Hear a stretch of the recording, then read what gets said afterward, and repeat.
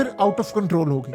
और बार बार ट्रंप माँ बहन की गालियां भी देता रहा नेतन्याहू को। जब नेतन्याहू ने यहां तक कहा था कि आप एक ईरान से खिताब करें, तो उसने कहा मैं उनको क्या कहूं, आगे जो उनके साथ हुआ है। अब भी इसराइल यही करना चाह रहा है। वो ये चाह रहा है कि हम बर्बाद कर दें ईरान की सारी फैसिलिटीज को। ईरान क्या करेगा, बदले में गल्फ पर अटैक करेगा, इजराइल पर भी करेगा, लेकिन गल्फ पर करेगा तो ये जंग ज्यादातर उधर जाएगी, तो ये सारे तबाह हो जाए, मुझे कोई परवाह नहीं है। वो यहां तक चाह रहा है।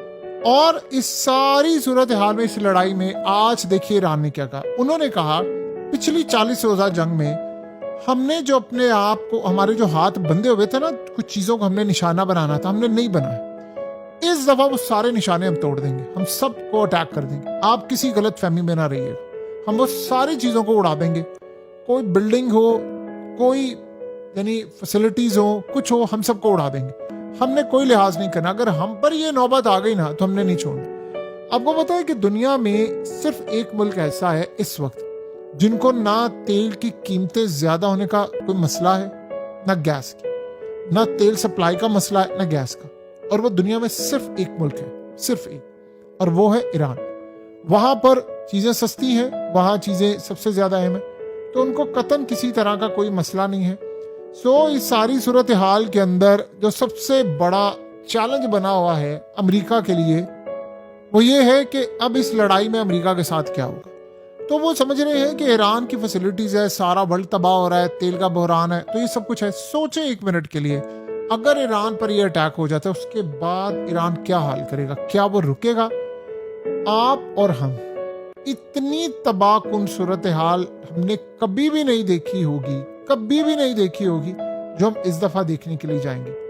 ये वो लड़ाई होगी, वो लड़ाई होगी कि जिसका कोई तसव्वुर भी नहीं कर सकता कि ये कितनी भयानक लड़ाई होने वाली है। यानी इसका हशर नशर, जिसे कहते हैं ना, हशर नशर कर देने वाली सूरत हाल, वो गालिबन हमें नजर आएगी। सो इस पूरी की पूरी लड़ाई के अंदर जो हालात इस वक्त पैदा हो रहे हैं, वो वाकई, यानी आप समझ लें कि किसी के कंट्रोल में कोई सूरत हाल नहीं है, कोई चीज किसी के कंट्रोल में नहीं है। अगर किसी को कुछ जरा सा भी शक था कि कोई कंट्रोल में रहेगी, ये सारा आउट ऑफ कंट्रोल होने जा रहा है।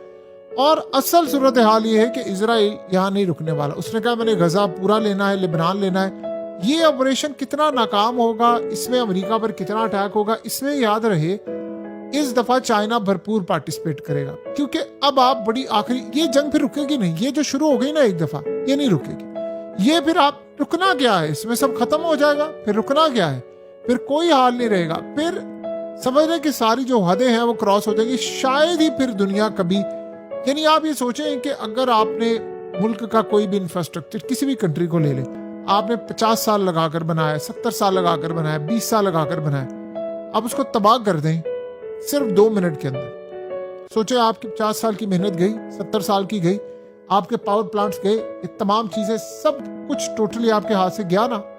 तो बताएं, जब ऐसी सूरत हाल होती है, तो ऐसे मामलात होते हैं, तो क्या दुनिया का कोई एक मुल्क कायम रह सकता है? क्या आपको लगता है कि दुनिया में कोई एक मुल्क भी सही सलामत रहेगा? सवाल ही पैदा नहीं होता। सो ये जितनी सूरत हाल हमें नजर आती है, जो हालात हमें नजर आते हैं, ये उससे कई गुना ज्यादा भयानक इस वक्त सिनेरियो नजर आता है। सो अगर कोई किसी को ये गलत फहमी है, तो ये गलत फहमी वो दूर कर ले कि ये लड़ाई कहाँ तक जाएगी, इसका क्या मामला होगा। ये बड़ी भयानक लड़ाई है।